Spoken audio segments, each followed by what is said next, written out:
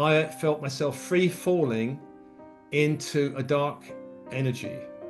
And it was almost like the job had been done, so she could leave, and the entities which were connected to her, I believe. I'm not talking about where you're hallucinating, but the world's feeling discombobulating, and you do sense things and see things. So I was attacked.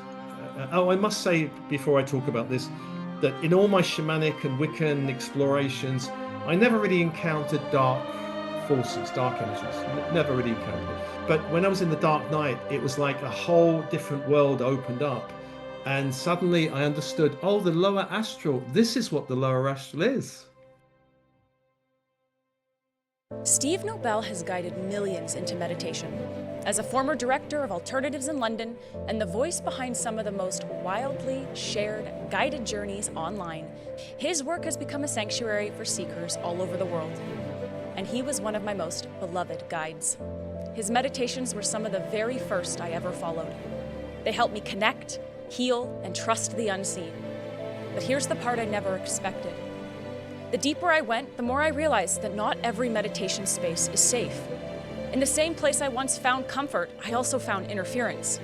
I experienced entity attachments from reckless astral traveling and invoking. It shook me to awake to the truth few in the spiritual world want to admit. A good meditation alone doesn't always protect you. Steve teaches that meditation is one of the safest and most powerful ways to open, connect, and receive. That love is the frequency that protects us, and that meditation itself is a sanctuary where we can experience our divinity.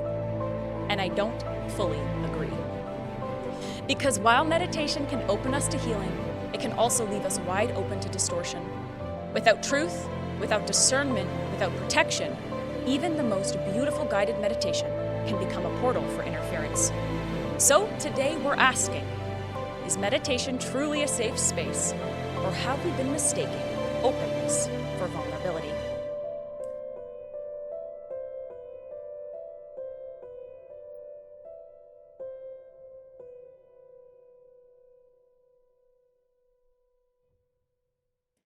Hi, Steve Nobel. Hi, V. Nice to be here. Thank you for inviting me. Oh, Steve, thank you for being here. I meant every word I shared.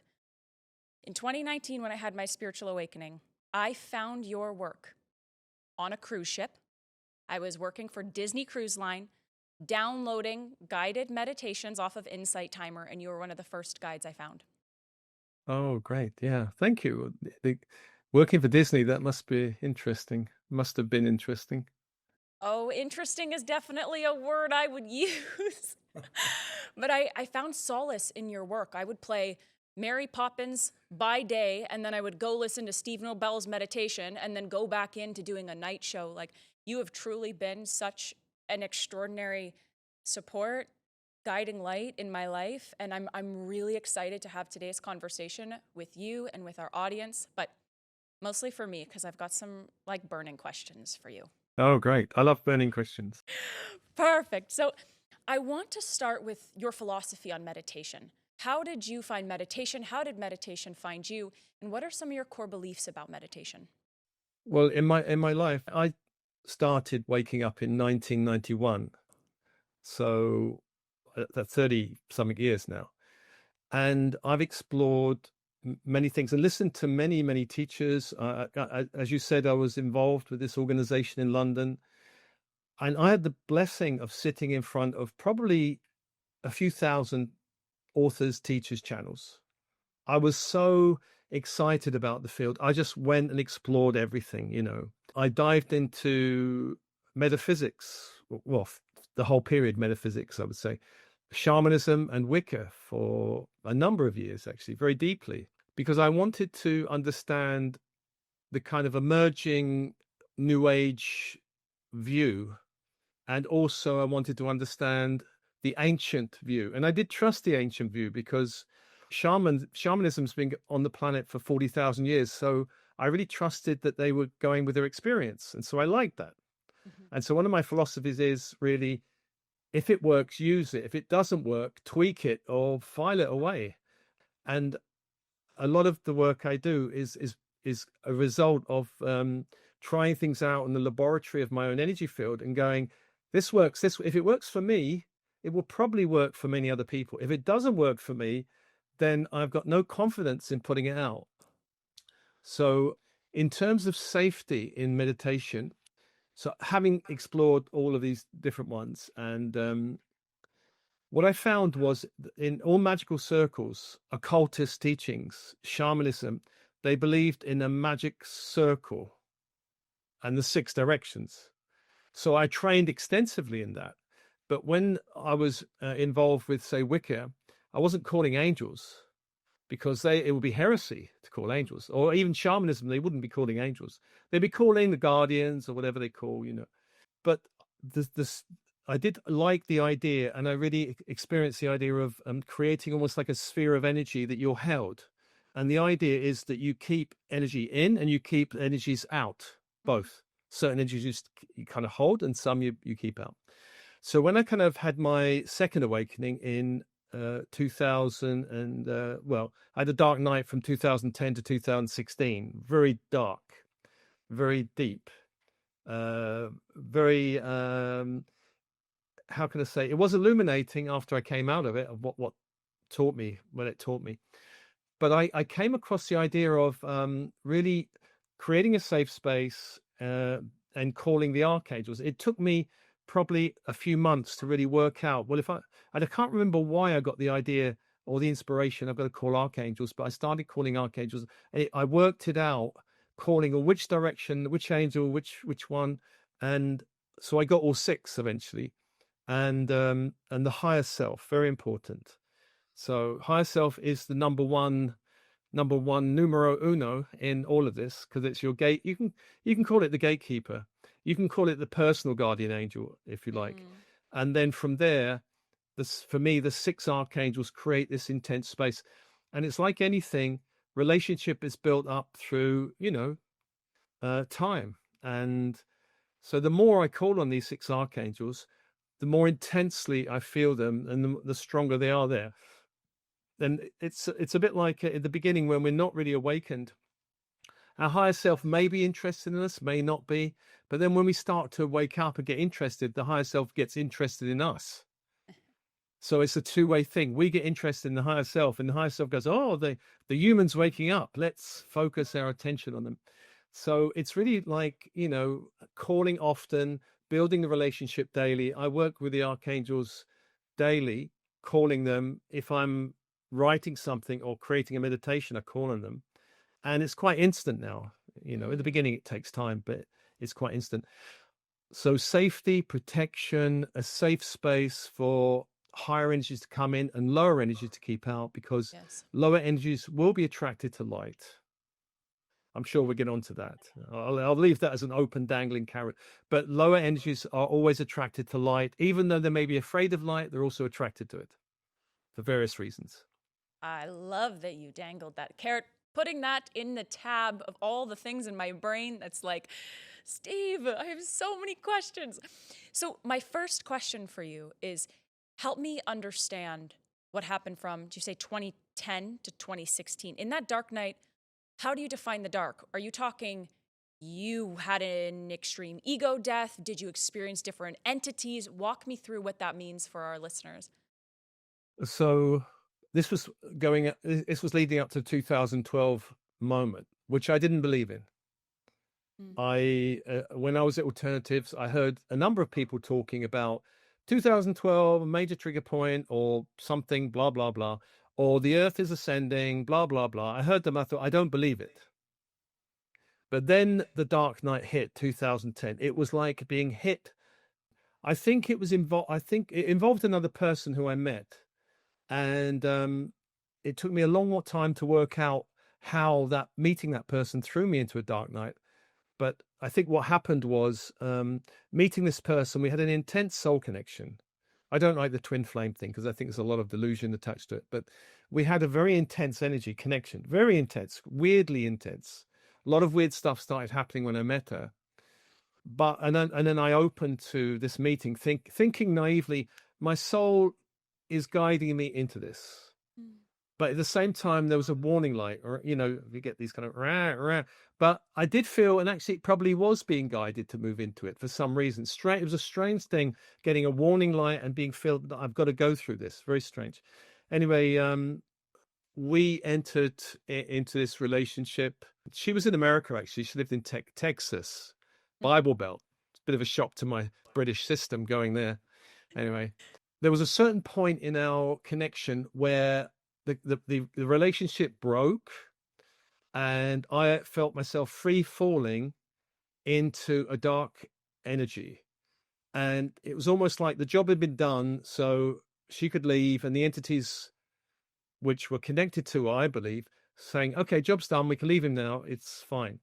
So I fell into, it's a bit like, I don't know if you've ever had a plant medicine trip, but imagine it going on for 8 years and you don't come out of it.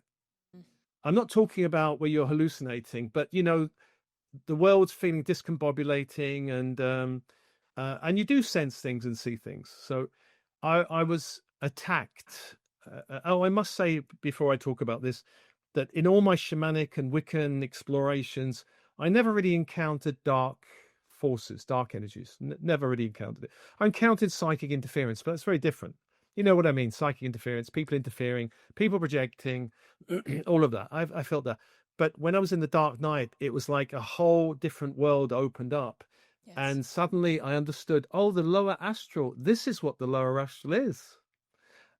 Which is a bit like, if you've seen the film Avatar, well, maybe you've seen Lower Astral, the Avatar where they're lost in the forest, you know, that for all those weird creatures. Yes. The Lower Astral can be like that, but it also contains very dark energies. And Avatar really didn't contain dark energies, just kind of strange energies, but dark energies which had a very malign, basically I was being chased in my dreams, in meditation, by forces which I had to train myself to wake myself up, because in the night there was, you know, if you have a dream when someone's trying to kill you, but it felt like not a nightmare. This is actually entities trying to get me. It's a different feel. It's hard to explain it from a nightmare where you're processing to something coming at you. Yes. And I got to learn the difference. So I trained myself to wake up, but it went on every night for 18 months in that 8 years, until I learned ways of defending and doing something, and it kind of toned down a little bit. In those 8 years, I could not meditate. I had no intuition. I had no connection to my higher self. The world looked dark. And I actually thought, maybe I've fallen off the path. Maybe I've just never going to find the light again. It was just so dark. I went and saw over a dozen healers, and eventually I found 2 that understood what I was going through, but most of them didn't understand. Most of them like, hey, we're going to do some Reiki, we're going to do some blah, and I'm like, I came away feeling just the same, just as bad. 2 understood, and one of them in particular I worked with intensely. She did help me. So I came out slowly, painfully. You know, it was, the coming out process was probably nearly 2 years. So it's like, when's the light? And actually was calling this healer, you know, when's it going to happen? When I'm going to come out? And patience, Steve, you know, all this kind of stuff. Anyway, eventually I came out, and one morning I woke up and there was a voice in my head, a voice that I hadn't heard for a long, long time. And the voice said, you remember 8 years of not hearing anything. The voice said, I can't remember exactly what it said, but it's kind of was saying, okay, time now to teach about starseeds and ascension. It wasn't, hello, welcome back, sorry you went through such a hard time. It was just like, okay, you've been through that, now get on with this. It was very matter of fact. It wasn't particularly a kind voice, I didn't think, at the time. And so what I did is I meditated on it, thinking, starseeds and ascension, do I believe in it? You know, so I meditated upon it for 2 or 3 weeks, and then I realized that everything I've been through made sense in terms of the ascension process, and it made sense in terms of stars. It just started coming to me that all the dots started connecting up. And so I did start teaching about starseeds. The first 1 or 2 workshops, I thought, I'm seriously winging this. Have I got any? Yes, I've done all this training and metaphysics, but do I know about starseeds? But people were going away ecstatic. So I thought, well, okay, something's working. And I was guided in various ways to keep going. And I think now, 8 or 9 years on, I've kind of further along the curve, so I've got a better understanding. But it was really one of those cases, being jumping in the deep end and you'll swim, Steve. I'm like, oh, thanks. Okay. And maybe it's the best way for me to learn. Just be thrown in and be told you'll work it out. And Yes. I did. Really not easy. Don't recommend it, personally. Well, I would have to say that I also don't recommend it as well. Granted, I did not have years upon years or over a year, nearly 2 years of attack like you had had.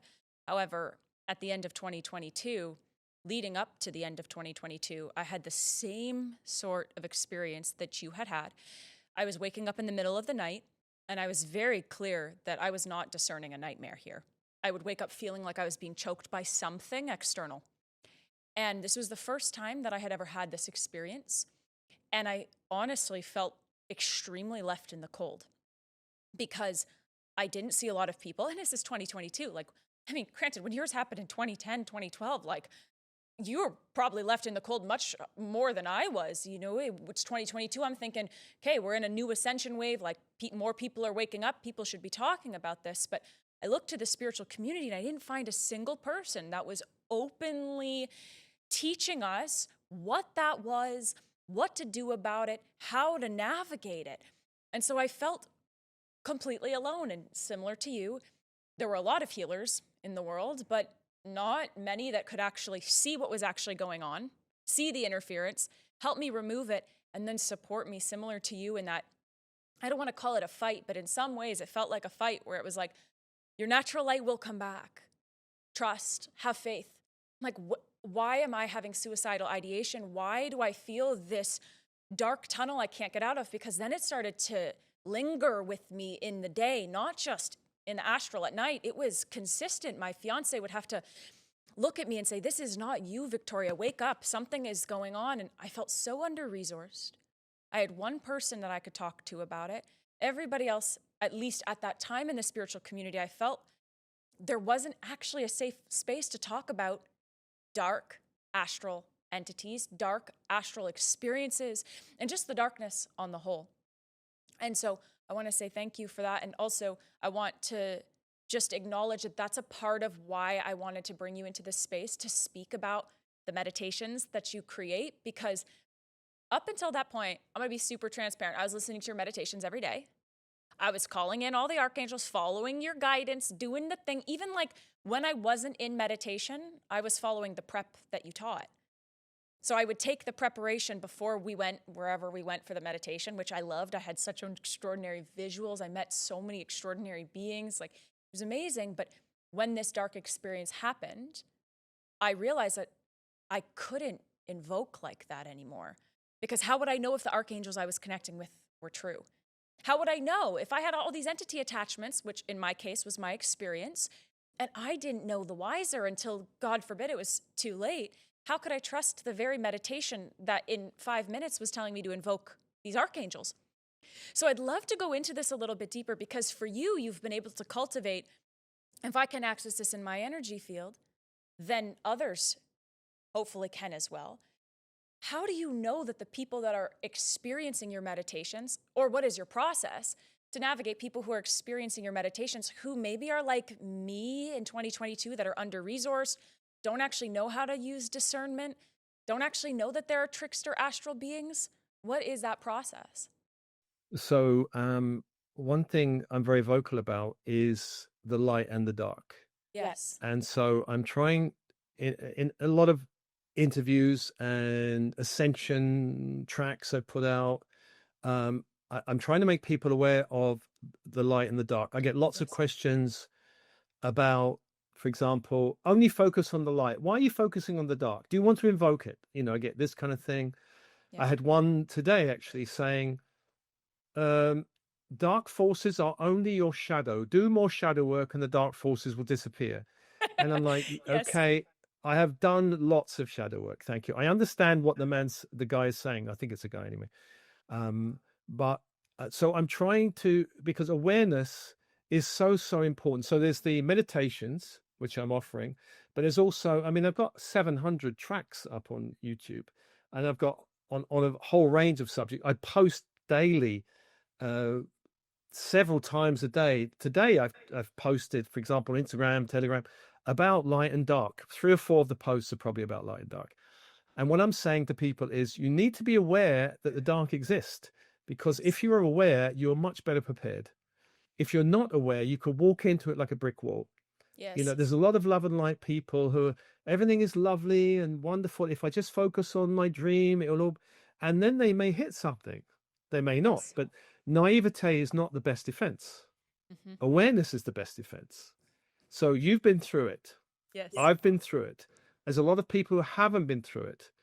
But what I'm hoping is, with all the material I'm putting out, that people trust enough to, and I'm always talking about energetic hygiene, very important. A lot of people don't have energetic hygiene. Yeah, Even if it means, having a shower of light in meditate, whatever, and boundaries, energetic boundaries. A lot of starseeds don't have strong boundaries. And the thing about love and light is wonderful. Love and light expands our energy field, but it can also leave us open, of course. Love is a protection in the right way. If you're aware, the vibration of love is wonderful. But if you're not aware, it's not such a protection. Yes. So, for example, I went to a kirtan evening. You know kirtan?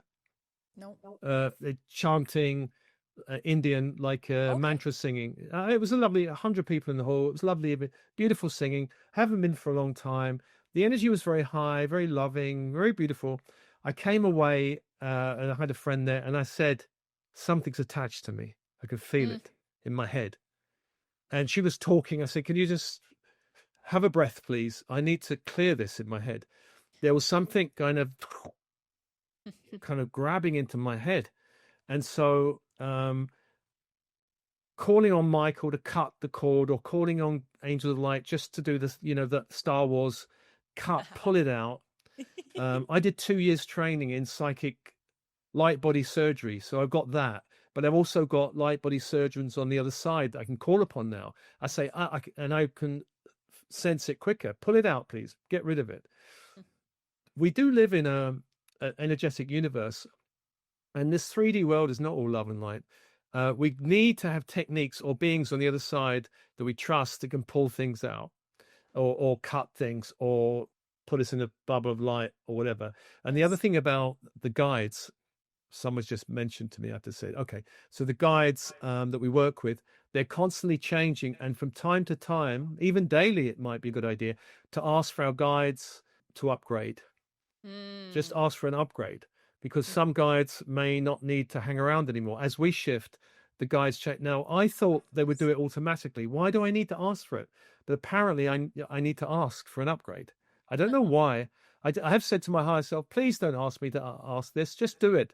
No, you need to ask. Apparently it's important, my sovereign will, blah, blah, blah, blah, blah. So I encourage people to ask for all the guides to be upgraded on a regular basis to the next level, to the light that's most appropriate for you.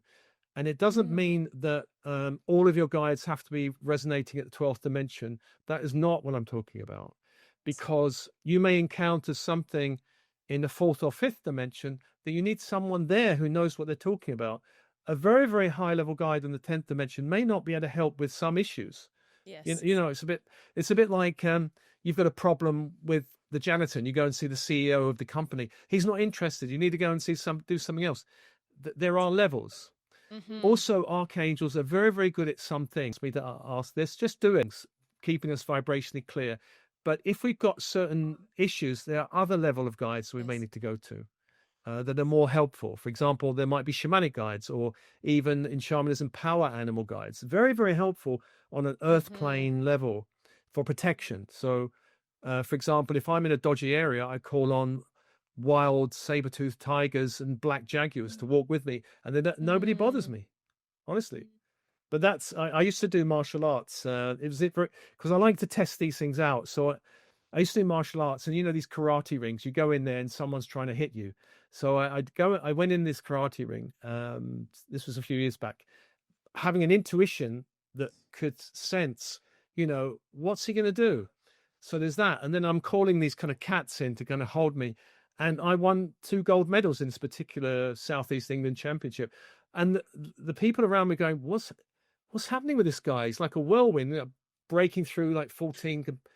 It was purely intuition and calling on these guys. An archangel's not going to be interested in that, but a saber-toothed tiger or a jaguar, they're very good at that kind of level. So, or if you're walking in a dangerous street, call them. You don't want to invite Archangel Michael on a Friday night to come grab the sword of truth and support you? You don't think that he would want to do that? I think Archangel Michael is very good in some circumstances, but if you're, but I also feel like he's very good at protection. I call angels work with Michael around me. But if for example, I'll give you another example. I was walking in a very affluent street of London in the broad daylight, and someone was walking towards me. The street was deserted, just one person. And I had a red warning that there's something not right. So I started to cross over the road, and this person started mirroring me coming towards me. And I was like, okay, here we are. So I called on Michael, but I also called on these power animal guides, very earthy, to just be with me. I must have been about several seconds in this, calling. I looked up, guys disappeared in the whole street. I'm like, where's he gone? And he just disappeared. So yeah, I'm not trying to put Michael down, but I'm trying to say that there are, for example, if I want earthly advice, I don't go to an archangel. Yeah. I go to a tree, or I go in nature, because trees I'm finding extremely able to tell me information about my life that an archangel would not tell me. Yes. The archangel will say, trust, you're fine, keep going or whatever. But a tree will give me such detailed information. So this is what I mean, different levels. It's very useful to keep different levels open. So in your experience then, what if you just didn't call in anybody? Would you still be able to, through your own higher self, let's say, be able to maneuver some of those situations? Or would you say that in your own perspective, these guides are our allies if we have the energetic protection and the boundaries, right? And we also understand the levels to darkness, and we understand it, our awareness is there, then we're good. There's no reason why we shouldn't. They're our allies, our companions. yeah. I don't remember, there was a story about Elvis Presley that he wore 10 different religious symbols. And someone said, why are you doing that? He said, well, one of them must be right, And so in intense situations, I will call upon a lot of different levels at once. I will call on Andromedan and Arcturian, very good for a lot of the dark ET stuff. I will call on my higher self. I call on Metatron. So those three with my higher self, very strong. But then I might call on the more earthly things, and it's usually the earthly ones, like as I mentioned, the power animals or various guides, might be very useful. But that's me. I overdo it sometimes, maybe, but I found better to overdo it than be sorry. Well, I get that all the time because I always leave my house with a white or a gold shield, and I get that a lot. People will kind of come back at me and say, you're putting out the energy of fear. I say, hey, I would rather preserve my light as best I possibly could. I see psychic protection as preservation of my life force, not because I'm afraid that something is going to attack me or attach to me. So I really resonate with, I'd rather be over-prepared, and over-supported than under-supported. So I definitely see that. I just wonder, with the average starseed right now, okay, because you've been awake much longer than I. I've been only awake since 2019. I've had a lot of growth in a very short amount of time. And it is obvious that my life experience in this awareness of our evolution is much shorter amount of time than you. Should I still be invoking like you? Should I still be calling on all of these beings? This is the first time in my life where I feel very fortified in my discernment. I can see very clearly the difference between false light, astral entities, nefarious ETs. One time I meditated for a moment and I got abducted, and it was a wild experience. I learned, okay, always put your ground in court. I understand all of that now, but I think about the other starseeds of the world where I feel like they're not educated about false light, astral, or even being able to discern and see. Would you recommend that people still invoke?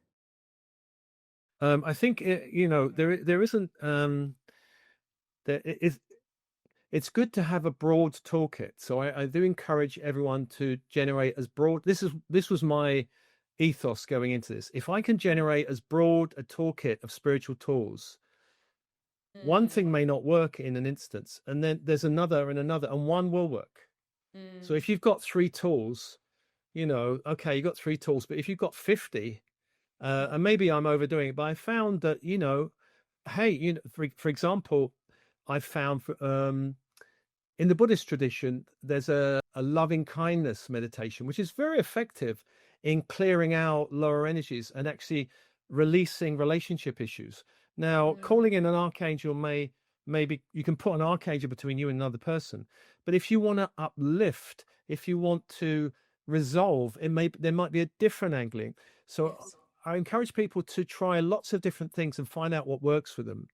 Calling the 6 archangels the way I do it may work for some, may not work for everyone.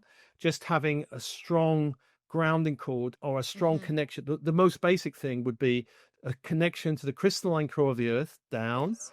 and the crystalline core of the sun up. That's the most basic Yes. protection that anyone needs. If you've got that channel of light open and clear, and you can even expand it around you, that is a very effective protection. It's very simple. Imagine your base chakra is really connected down, or your feet chakra is connected down to the crystalline core of the earth, and build that connection up so you can start feeling the energy of the earth quite strong, and then and then open the inner channel. The more open the channel is, the better. If you've got any kinks in the channel, that creates some problems. So you can ask spirit to come down and clear, almost like that. I've done a few meditations where you can have spinning crystals, clearing the channel, or whatever you want to do, clearing the channel, having a clear channel, or even, and then expanding it into a column of light. Beautiful. There are many, there's probably 100 different techniques. I like the 6 archangels because I find them effective. But hey, you got to find what works. That's the most important thing. So, well, I love where we're going with this, because the practice that you just shared in terms of prep is exactly the prep that I use now. After 2022, I had an ET guide that visited me. Similar to you, no one was like, good job, you made it through the hard shit. Now you can, get a pat on the back. An ET visited me, was like, I need you to help us with the Great Merge. And now essentially what the Great Merge is this merging of higher frequency on the planet. That's really what the guidance was. And now I've been doing all of these extraordinary different lightwork events around the world with other starseeds and lightworkers that actually want to do this work to support the elevation of Earth's frequency. But since that time, I realized, whoa, there's like a whole other iteration of interference that can happen when you are in your light. Because I could go into this with you forever about what did I unconsciously open in my field that allowed these entities to attach to me in 2022? What was it? Was it the chicken or the egg? What came first? Was it my lower vibration? Was I in a lower vibration? Ultimately, for me, what helped me was realizing that trying to get to the point of that only made me feel like I was on the brink of psychosis, and sometimes not knowing and being like, there actually doesn't need to be a point, how do I want to move forward, was beneficial for me. However, I've noticed a completely different experience of interference now that I'm in my light. Now that I understand my assignment, I understand my mission, I've got the fortification of the energetic boundaries. And you did mention this, so I want to go into this a little bit deeper with you about what happens when you're in your light, because that's a totally different game than when you are maybe low boundaried, not having the hygiene, not understanding protection, and certainly not having the awareness of the darkness. Yeah. So for a regular person in the 3D world, the everyday world, their connection to entities would be mostly through addiction. Addiction would expose them to entities. Alcohol, drugs, porn, they're the 3 probably the worst openings to addiction.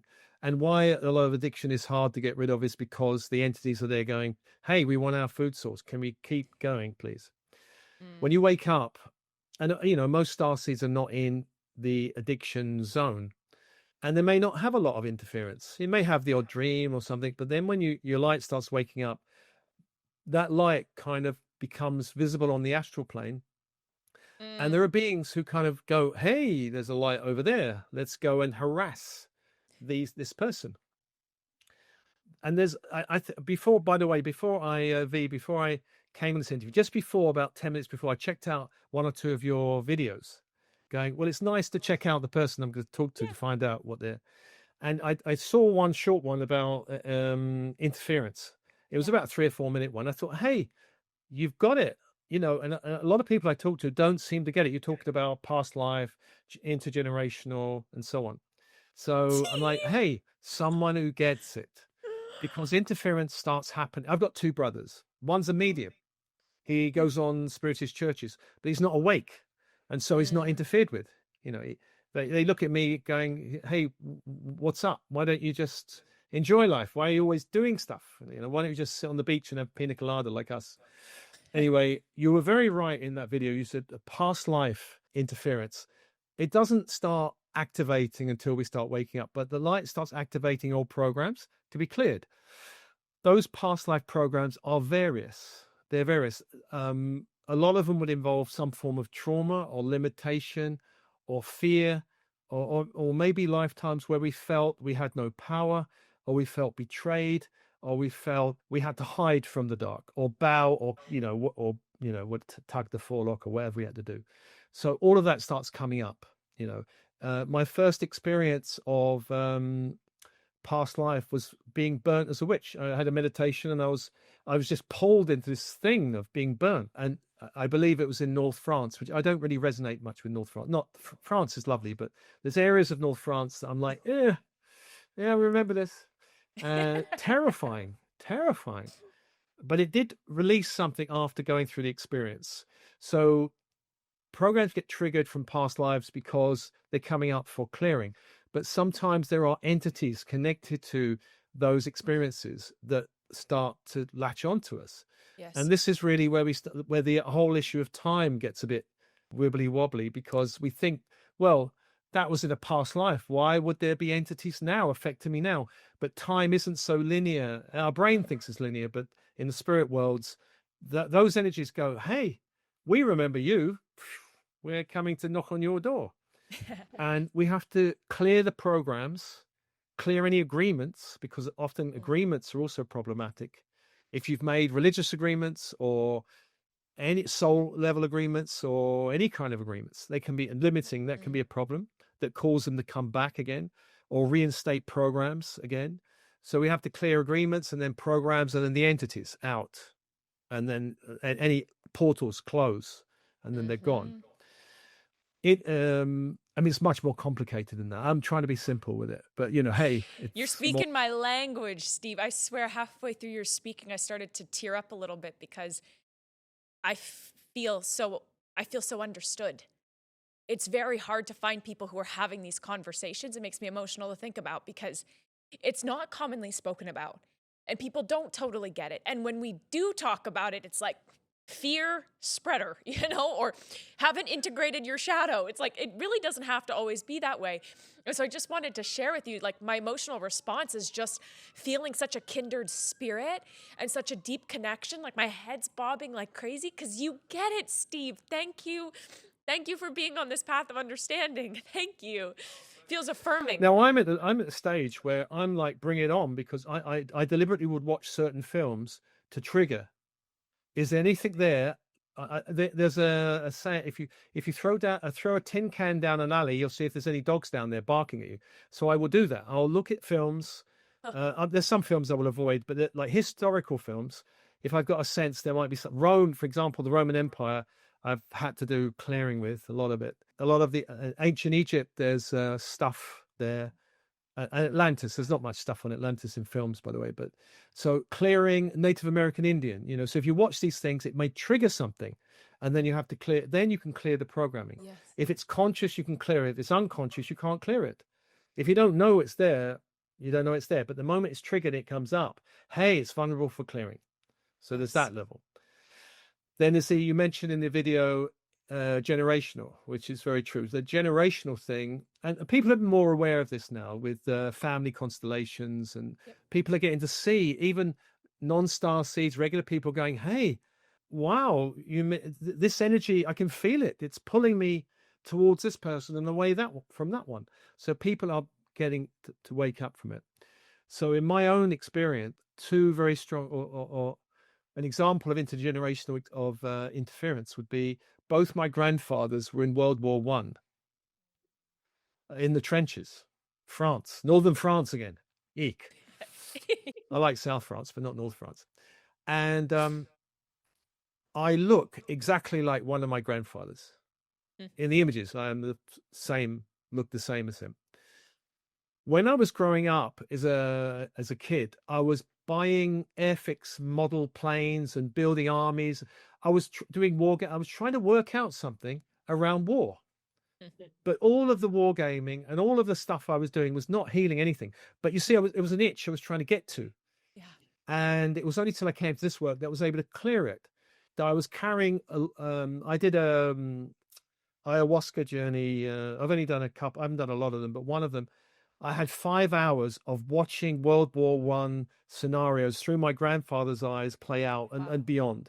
It was like 5 hours of it. It was on and on and on and on. People dying, angels carrying them across. But something lifted in me when I did that. And that grandfather was given a white feather by some, in Britain in those days, you got a white feather. He got wounded out. You're a coward, so here's a white feather. He was wounded out. He had half his hand blown off and various other things going on. Anyway, so I cleared that. So the other thing about intergenerational energy is that, for example, if you are on a path which your ancestors consider dangerous, they may block you. Mm-hmm. So if you've got lots of religious ancestors and you're doing the spiritual thing, they may want to block you out of seeking to protect you. Mm-hmm. And there are also, even in other lifetimes, there are energies which may come in to block you. But actually, when I've in lots of sessions, I've spoken with these energies, they're trying to protect the person by blocking them. That's the logic. So we have to kind of do a process to release them and let them go on their way. That we have to help them realize they're not actually helping, they're actually making the situation worse. So there's a lot more that can be said about intergenerational. Does anything else come to mind about that? Again, you may have agreements with your bloodline, unconscious agreement. Just by being born in the bloodline, you may have taken on agreements to resolve certain things, which you can destroy. You don't have to. I encourage people, any negative agreement with the bloodlines that you don't want to carry, destroy it. Yeah. You're not here to, try and resolve the suffering of 12 generations, because it's an endless game. Yep. Even if, a lot of people go into past lives, it can be endless layers of the onion. At a certain point, enough is enough. You've done enough digging. Now go and look for your path, your mission, your gifts. Start looking at that rather than keep digging around, the dirt all of the time. It's got to be a balance.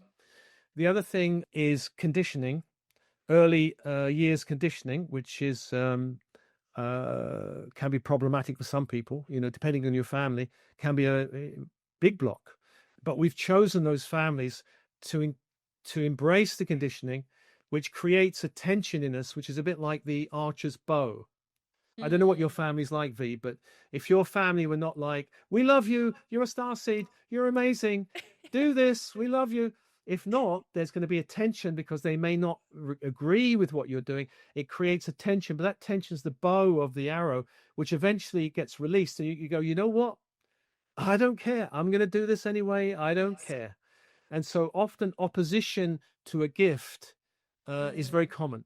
Whatever the gift is, if it's your voice, if it's healing, if it's your spiritual journey, if it's teaching, you will be opposed at some level. Often, it's very, very common because it creates a tension in you that builds the motivation to go, you know what, I'm just going to do it. I don't care.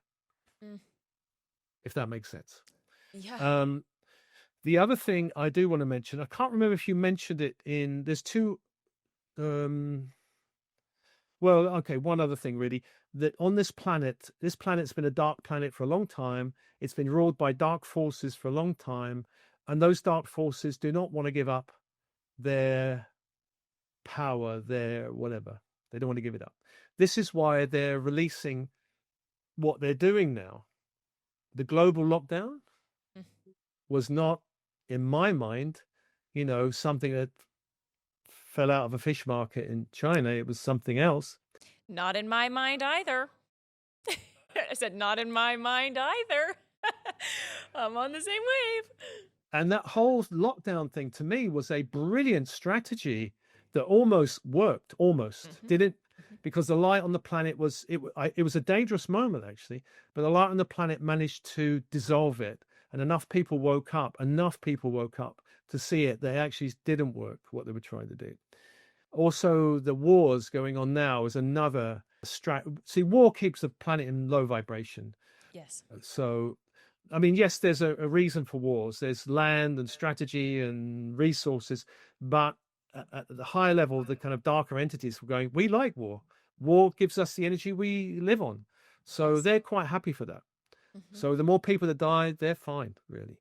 So Gaza and Ukraine are unfortunately feeding grounds for these nasty, darker entities.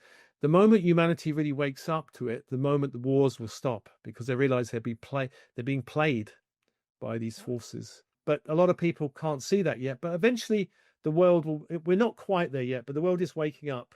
And I do feel further down the timeline, war will end. That has to be the beginning of the real new age emerging. War stops. We're not quite there yet. It gets worse to get better, basically. Yes. I pray over that reality as well. I would love to see a world where I get it. I feel like most starseeds spend their entire lives being like, what is this? I don't understand. Like I say, I can't conceptualize the amount of suffering that's happening on this planet. I just want to give money to buskers, make friends with the people at the coffee shop, put a smile on somebody's face, and serve the world. Can we do that? Hey there, it's me, V. So, as you can imagine, this is my first podcast. And so I'm learning all of these new ropes. And did you know how important ratings were? I didn't. I had absolutely no idea. And I'm so thankful for the support of my team for reminding me of how important having your ratings, your honest reflection of the podcast, how much that benefits us. So I'm that annoying person in the middle of everyone else's episodes that I fast forward that hopefully you're listening to right now.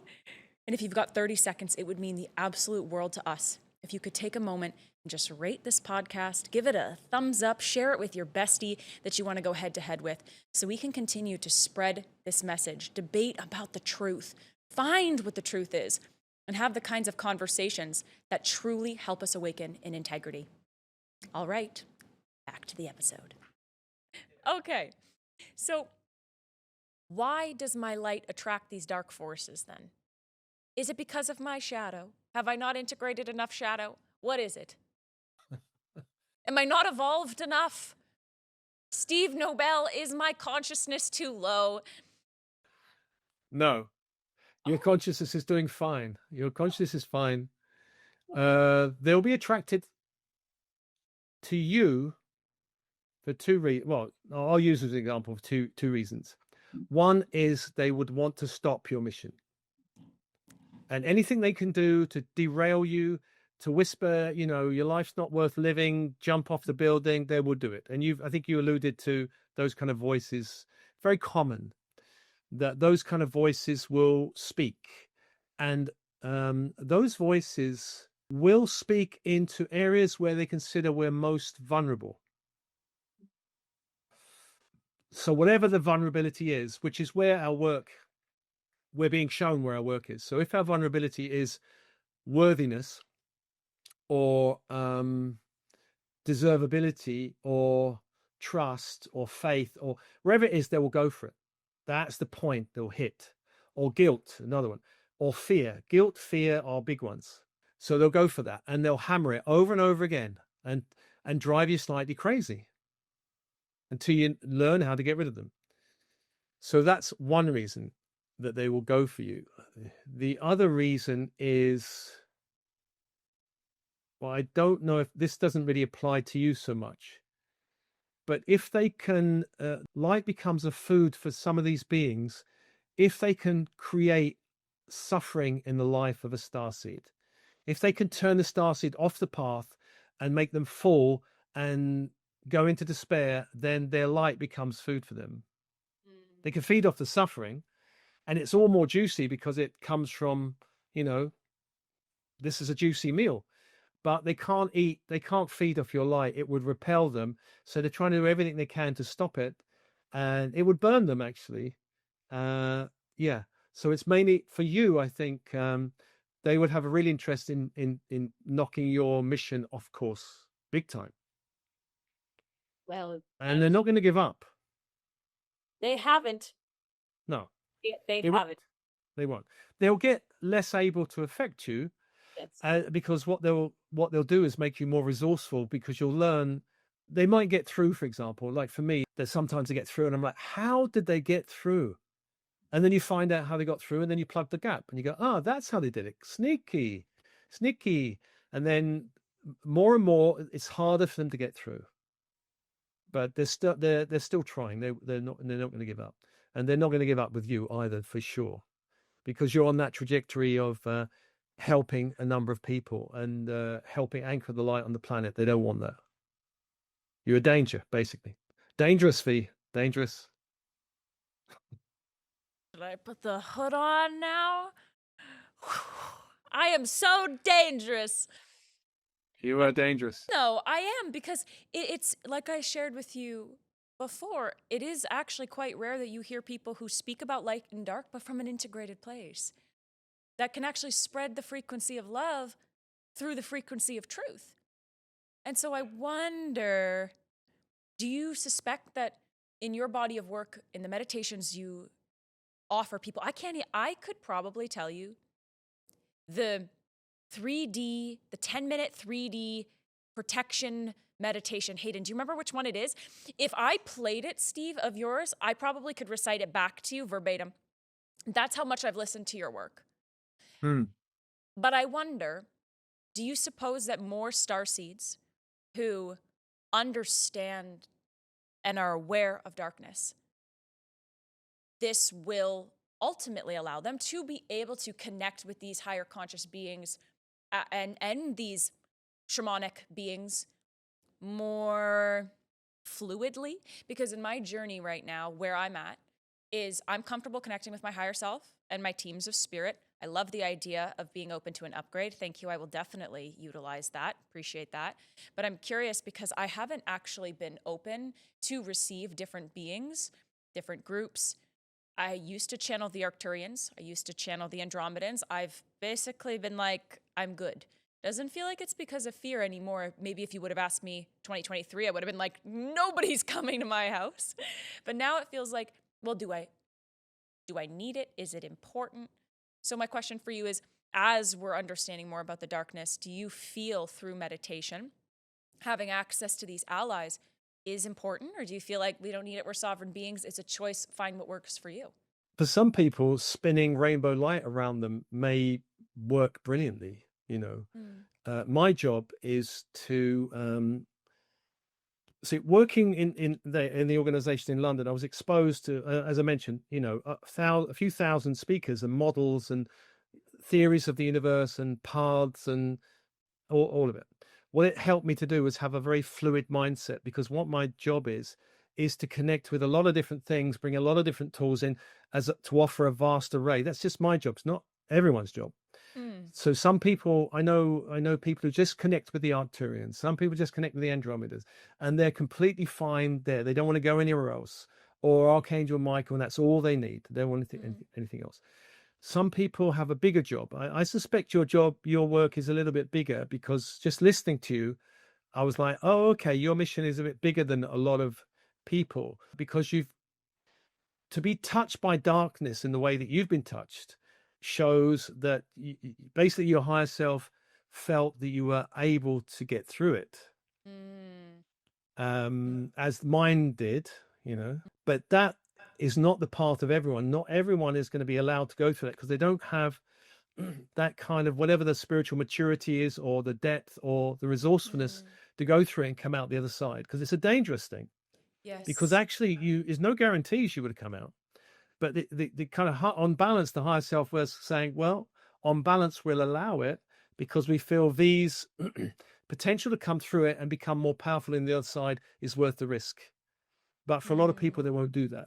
And so you may not need the Arcturians or the Andromedas, but only you will know, and you'll be called to them. And the thing is, when they come to you, you will feel like for me, the Arcturians feel so strong and solid. And if I've got any reptilian bothering me or bothering anyone, I call on them because they're very good with that. Arcturians are very good with that. The Andromedans feel almost like the Christ-like, highly evolved, but kind of distant. But I've got a connection to them, strong connection to them. I had a galactic astrological reading, and the galactic reading, which was interesting for me because it was actually something tangible rather than me just kind of going, I know. Yeah. And she told me Andromeda, originally from Andromeda, then Lyra, and then Sirius, and then Earth. And that was exactly how I felt. Well, I wasn't so sure about the Andromedas, but as soon as she said it, I just thought, oh, that is so true. I know I get it. And that's where I started really connecting with them. So some people have different, they might come through different ways. They may have a strong resonance with the inner earth, you know, the fairy realm. They may have a strong resonance with some other group, you know, that, I mean, the starseeds come from 1,000 different places. So people email me saying, have you heard of blah, blah star? And I go, got no connection. Sorry, I don't know. You go and connect with them. Let me know. So, you know, I've connected with several different great, but you know, there must be many, many more than I've connected to. So everyone will have their own unique path and their own unique way of trusting. For example, the question a lot of people ask, how do I know this is real? Or how do I know these are the real people I should connect to or the real beings? You have to answer it for yourself. You know, how do I know this path is real? There'll be the universe will give you evidence if you ask for it, but that's a slightly different subject. But if you're dealing with beings, what I say to people is, for example, imagine you're at a disco and a man comes up to you and starts looking good, sounding good, but women usually have a strong connection to their intuition and go, no, thank you. And you have to use that. Intuition and discernment is very, very important, because if you don't have that, you're going to be listening to what channel A says or channel B says. You'll be confused. You need your own way of knowing, I know this is of the light or this is of the dark. You need to answer that question for yourself. You know, and then, you know, a false light being comes in. To me, they always feel off. To me, it's like, you know, they're like dressed in drag going, hey, we're an angel. I go, no, you're not. Bugger off. But they can fool people in the early stages. They're, you know, they are very crafty for sure. Well, because they can mask as euphoria, or they can mask as pleasure. They can mask as the thing that you would love them to mask as. They're not like, hey, I'm dark, you know, like, don't trust me. They're like, hey, if you take this advice and share this with the world, I'll give you that thing that you really want. I like to say that they like to bargain or wager. So I'm always really mindful of the wagering. It's like, and to the point about the vulnerability, if it's kind of hitting that, you know, you've been doing a lot of work for the planet recently and you're maybe feeling faith is running a little bit low right now because things aren't moving forward like you would like them to. If you do this thing, we'll do this thing for you. Then it's like, no, you almost got me there, because I was like, wait, this is not a steak, it has knives in it. I got it now. So I love that example about the drag. I'm going to quote you on that. I love it. So I did have a question that was completely for me, but maybe our listeners would love to know this as well. The higher self has to give permission for the darkness to enter. If somebody chooses to have leaky boundaries over and over and over again, get leaks and tears in their energy field, can the higher self ultimately still have the right to say, this cannot latch, attach, connect? Is the higher self the gateway, regardless of how we utilize our free will? So there is, as I mentioned, the time when the higher self will allow it for a reason. Yes. But we do have our own free will. And if we are being stupid, for example, in Hollywood, for example, black magic and satanic ritual is pretty rife, you know. And what they would do is say, hey, you know, come and join this party, come and join this thing, and you can get money and you can be famous. And of course, those beings and energies and connections can make you famous. This is the way a lot of those inner circles would work. Now, if you go, oh, yeah, I like that. Now, your higher self may not be able to stop you. You know, you might, because you're here, you're not really connected to your higher self. So, you know, hey, you go into it. At a certain point, your higher self may try and pull you out of it. Or it might be another lifetime or a few lifetimes. Everyone has their own path, and some people have the path of exploring the dark to eventually come out of the light into the light. You know, not everyone in this lifetime is going to wake up. Some are very happy with the dark, and they don't consider them dark. They consider it their friends. Hey, I'll tell you an example. Years ago, this was in the early days when I was doing the clearing. I met someone socially, a young woman, and it was actually I used to do book coaching around books. It was one of the things I used to do early on. And she wanted to write a book, and we was chatting about the book, and then I just said to her, do you know there's entities around you? And she's like, no, I didn't know. And she knew what I meant. You know what entities? Yes, you know what entities are. I said, do you want me to get rid of them for you? And she went, yeah, sure. So I called on higher self, I called on the angel, and I just said, please clear. They weren't particularly nasty ones. I just said, please clear, get rid of them. She messaged me, WhatsApp me, or messaged me, I can't remember now, later that night going, I don't know what you've done, but I want them back. Basically, I'm missing them. And I was like, nobody's ever asked me that before. I didn't even know if it was possible to bring them back. So I meditated and I asked my higher self, is it ethical to bring them back? And can I bring them back? And the higher self said, you can. And sure, if she wants them, bring them back. So I asked the guide, said, all right, allow them back in, please. And she was fine, happy with her entities. Yeah, I know it's strange, but for some people, they feel those dark entities as friends because they come in that way. I know, I have to be careful this one because I know someone who's very successful, and she is successful because she's got she knows she works with energies and entities, but she thinks those entities are light.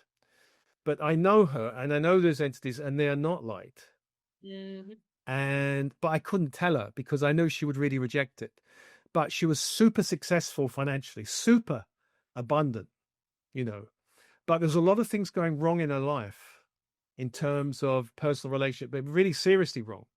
Yeah. So she asked me for advice, and I said, well, I know this healer down the road who can check you. So I got the healer to check her, and I was curious. It may not have been ethical, but afterwards I asked the healer, I said, what did you find?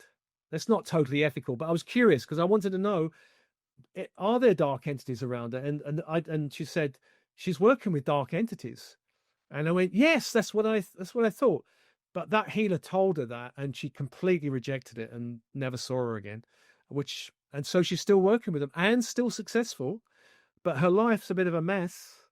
But hey, they're giving her money. So a lot of other things are not working, but hey. You know, I laugh at this because I see this often. I call it the dog ate my homework excuse. I've had someone who was completely possessed by reptilians, would black out entirely for hours and not remember anything, and then come back into lucidity and go, what just happened?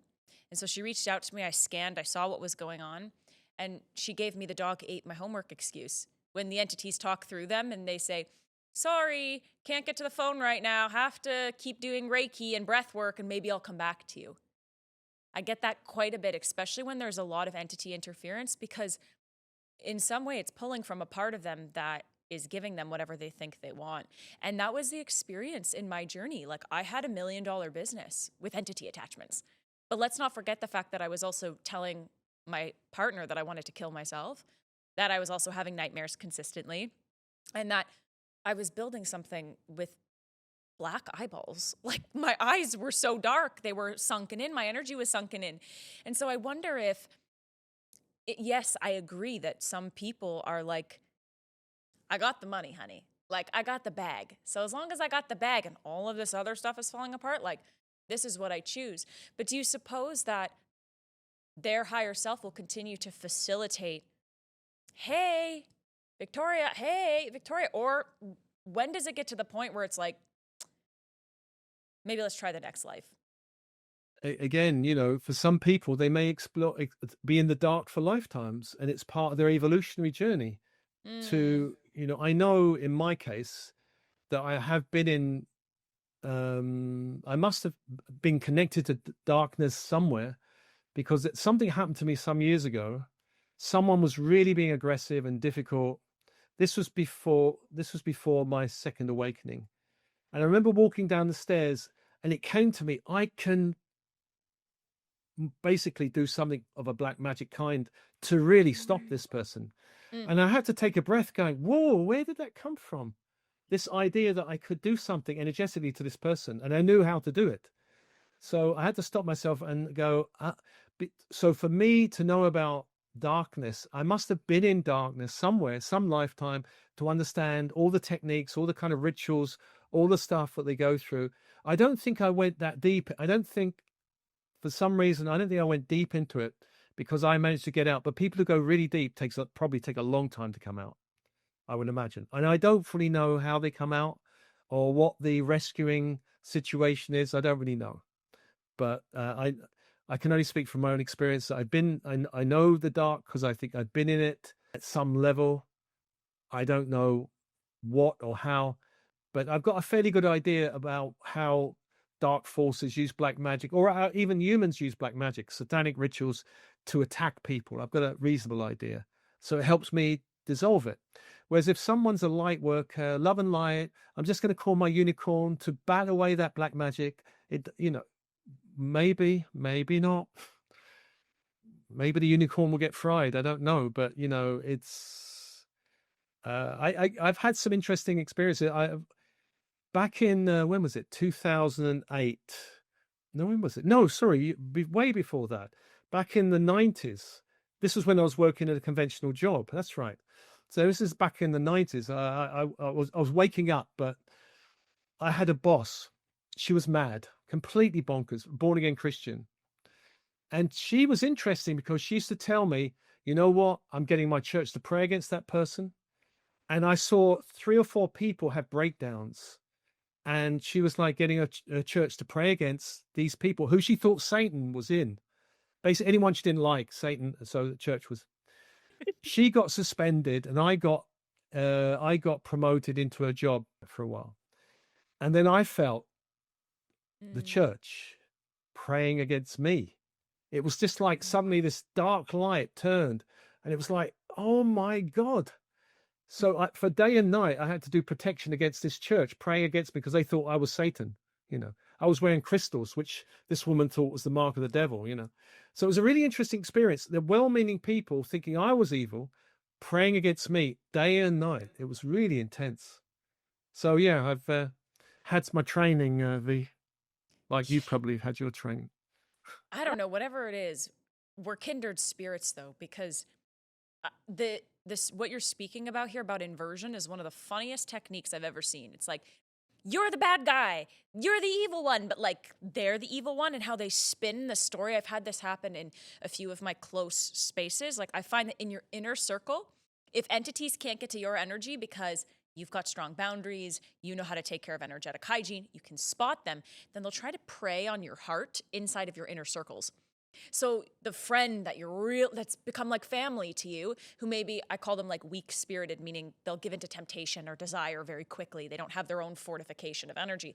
The second someone seeds them a thought, that entity seeds them a thought, they go, oh, I could have never thought that V was evil. Well, if that is so impossible, it has to be possible.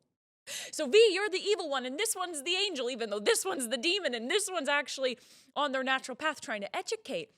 Inversion feels very strong in the ascension timeline that we're in on the planet.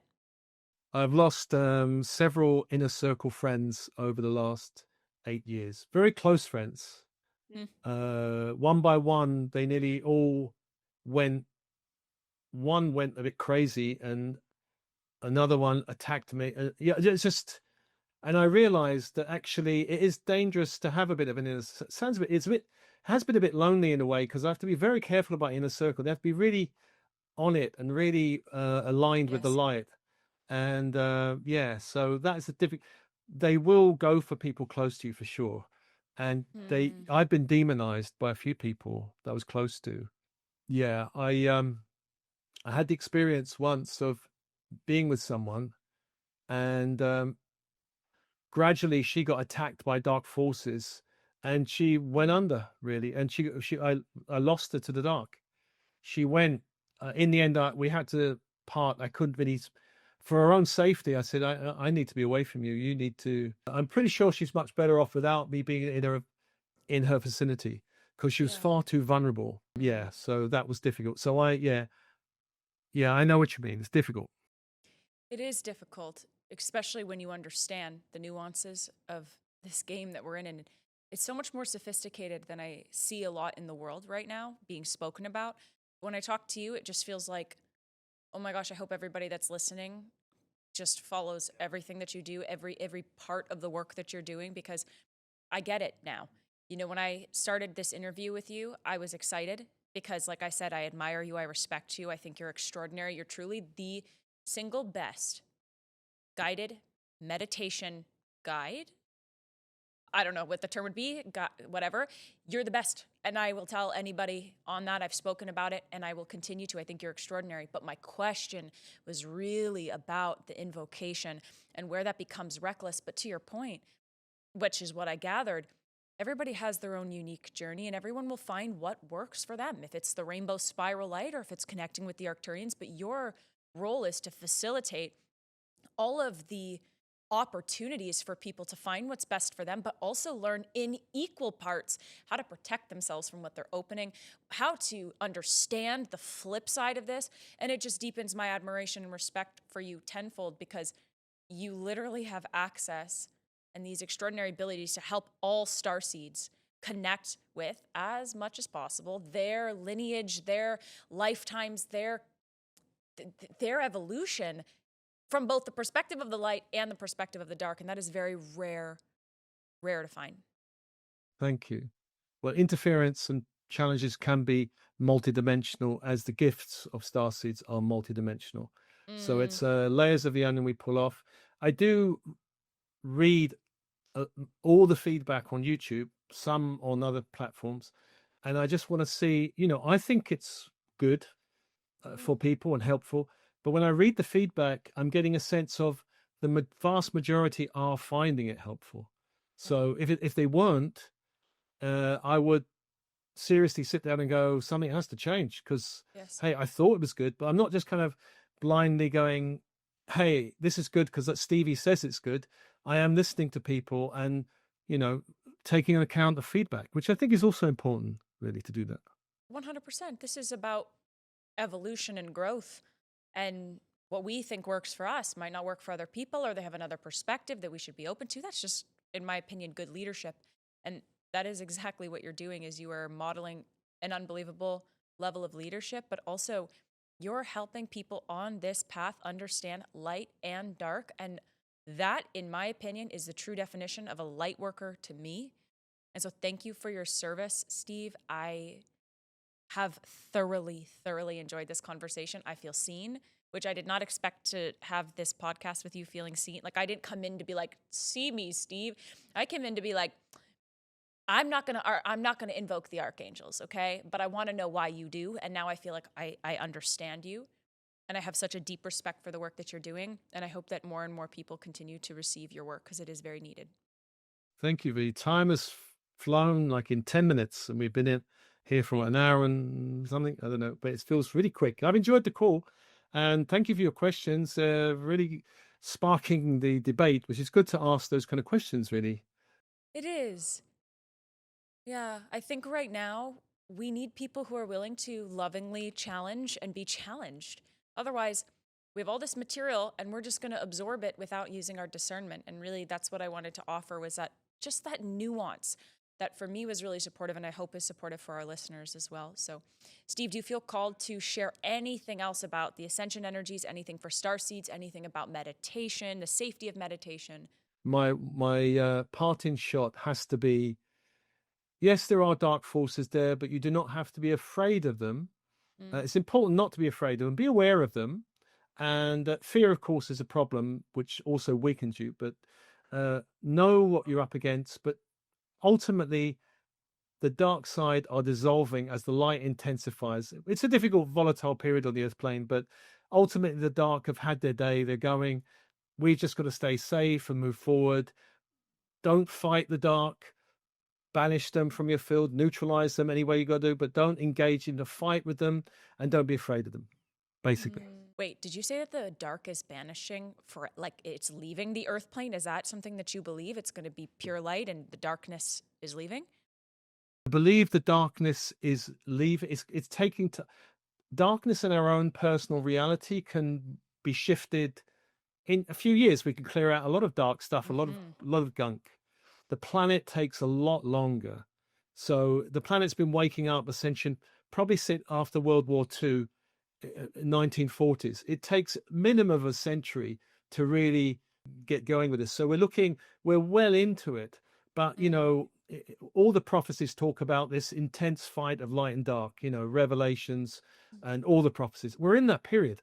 But they all talk about, like, even in Revelations, you know, New Jerusalem is born on the earth. They all talk the same, a new age of light, all of them. And so I do feel that is right, that we're entering a new age of light. The darkness are fighting with a full force, but it's just, you know, it's darkest before the dawn. At the moment, it's hard to see that considering all the nonsense on the planet. But in 20 years' time, 30 years' time, the planet will start to look very different. I don't really know how long it will take. And it will certainly be a few more decades before we see, you know, war ending, governments coming together, the deep state dissolving. Yes. But we're in this process now, you know. Well, I pray over that reality too. I hope that I live to see that day. I do. I hope that I have the honor of being able to live to see that day. But I just am super grateful that I got to connect with another starseed that gets it. And I'm super thankful for you. So, Steve Nobel, thank you for being on the Spiritual Debate podcast. And now we're going to leave it with our listeners. I mean, what does it mean to have a safe space to meditate? Well, let us know what you think, and we'll see you again very soon.